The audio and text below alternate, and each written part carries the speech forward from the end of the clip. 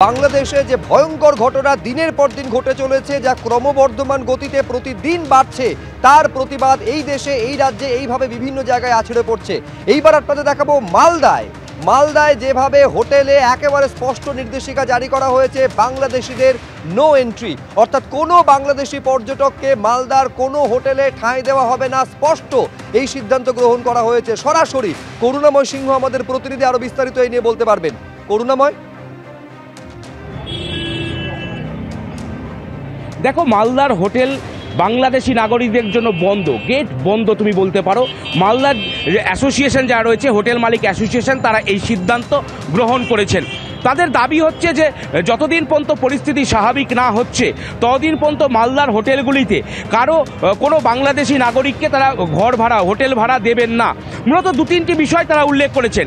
একদিকে বাংলাদেশে হিন্দুদের উপর অকথ্য অত্যাচার করা হচ্ছে, যেখানে ভারতীয় ফ্ল্যাগকে অবমাননা করা হচ্ছে, এবং পাশাপাশি কিন্তু এই যে পরিস্থিতি, সেই পরিস্থিতির জন্যই কিন্তু তারা মনে করছেন যে এই যে হোটেল, সেই হোটেলগুলিতে তারা দেবেন না। এবং তোমাকে বলে রাখি একটা গুরুত্বপূর্ণ বিষয়, মালদার একটা বিস্তীর্ণ এলাকা জুড়ে ভারত বাংলাদেশ সীমান্ত রয়েছে এবং সেই সীমান্ত দিয়ে অনুপ্রবেশ ঘটতে পারে।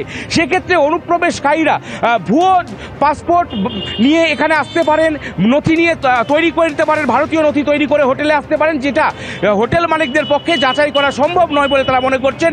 এবং এই যে যারা আসবেন তাদের মধ্যে কোনো মৌলবাদী, সন্ত্রাসবাদী তারাও আসতে পারেন মালদার হোটেলে, যার ফলে ভারতের যে সুরক্ষা বিঘ্নিত হতে পারে। সেই কারণেই কিন্তু তারা এই সিদ্ধান্ত গ্রহণ করেছেন। মালদার যে হোটেল মালিক অ্যাসোসিয়েশন, তারা এই সিদ্ধান্ত গ্রহণ করেছেন এবং মালদা ব্যবসায়ী সমিতির তরফ থেকেও কিন্তু এই সিদ্ধান্তকে স্বাগত জানানো হয়েছে। ব্যবসায়ী সমিতি যেটা জানাচ্ছেন যে তাদের এই সিদ্ধান্তের ফলে ব্যাপক ক্ষতির সম্মুখীন হবেন তারা, কিন্তু তারপরেও ভারতের নিরাপত্তা নিশ্চিত করার জন্য এই সিদ্ধান্তকে তারা স্বাগত জানিয়েছেন। শুভ্রজিৎ, একেবারে পাশাপাশি দুটো ছবি আমি দর্শকদের সামনে রেখেছি, মালদা এবং ত্রিপুরা। গতকাল আপনারা জানেন যে ত্রিপুরার হোটেল মালিক সংগঠনের তরফে একই সিদ্ধান্ত নেওয়া হয়েছিল যে কোনো বাংলাদেশিকে ত্রিপুরার কোনো হোটেলে ঠাঁই দেওয়া হবে না। এবার সেই পথে হাঁটলো মালদা। মানে মালদা অরক্ষিতভাবে তার কাটা বেড়া ছাড়া, বিস্তীর্ণ অঞ্চল তার কাটা বেড়া ছাড়া আছে এবং এইখান দিয়ে নিয়মিত অনুপ্রবেশকারী এত পরিমাণে ঢুকছে কদিন ধরে, তাতে আমরা উদ্বিগ্ন। এবং এই অনুপ্রবেশকারীর মধ্যে থেকে যে কোনো উগ্রপন্থী ঢুকবে না তার তো কোনো মানে নেই।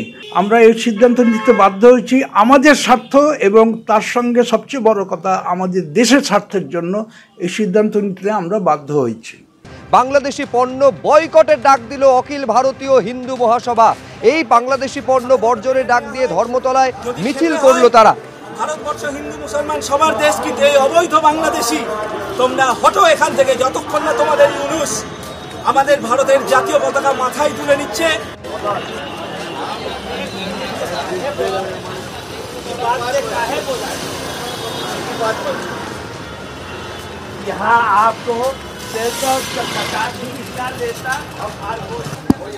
তারা যদি কোনো হোটেল বা কোনো ঘর ভাড়ায় আসে তাদেরকে ঘাড় ধাক্কা দিয়ে তাড়িয়ে দিতে হবে। বাংলাদেশ আফগানিস্তানও একটা বাংলাদেশ, একটা মুসলিম কান্ট্রি। তারা তোমাদেরকে বলে যে তোমরা লুঙ্গিধারী, তোমরা রিক্সা টানার যোগ্য।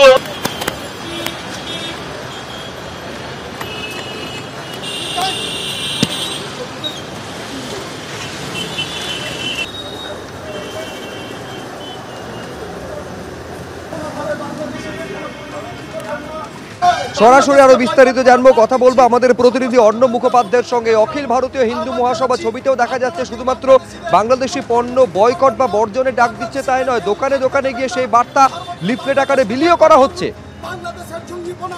একদমই, দেখো, অখিল ভারত হিন্দু মহাসভা তাদের পক্ষ থেকে আজকে ধর্মতলা চত্বরে তারা বিভিন্ন খাবারের দোকানে যান এবং সেই সঙ্গে বিভিন্ন হোটেলে যান, যে হোটেলেতে এসে মানুষজন থাকেন, এবং তার পাশাপাশি তারা সেই খাবারের দোকান এবং হোটেলগুলোতে গিয়ে তারা বলেন যে বাংলাদেশের কোনো নাগরিক তারা যদি আসেন তাদের যেন খাবার না দেওয়া হয় এবং তাদের যেন হোটেলে থাকতে না দেওয়া হয়।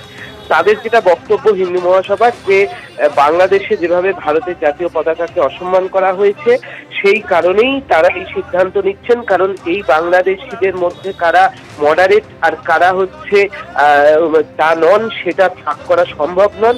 সম্ভব নয়, এবং তারা হচ্ছে যেহেতু এই সরকার তাদেরকে পরিচালিত করছে তাই বাংলাদেশিদের বয়কট করতে হবে। এমনকি পণ্য বয়কটেরও তারা ডাক দেন এবং সেই হিসেবে বেশ কিছু পণ্য তারা ছড়িয়ে দেন একদম ধর্মতলার মুখে, এবং সেখানে বিভিন্ন হোটেল এবং যে খাবারের দোকানগুলোতে আছে সেখানে গিয়ে তারা এই বাংলাদেশিদের বয়কটের ডাক দিয়েছে। ধন্যবাদ অর্ণব। প্রভুকে যাতে বিচার না দেওয়া হয় তার জন্য তারা আদালত প্রাঙ্গণে দাঁড়িয়ে হুমকি দিচ্ছে। কোনো উকিল বাবু তার হয়ে দাঁড়াতে পারছেন না। আজকে গোটা পৃথিবীর বুকে বাংলাদেশ এবং বাংলাদেশের এক শ্রেণীর জঙ্গি জনগণ তারা যুদ্ধ ঘোষণা করেছে মানবতার বিরুদ্ধে। এই মানবতা বিরোধী যুদ্ধের বিরুদ্ধে আমরা রাস্তায় নেমেছি।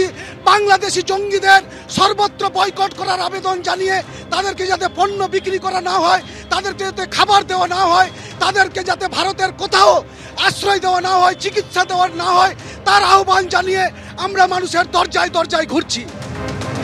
অর্থাৎ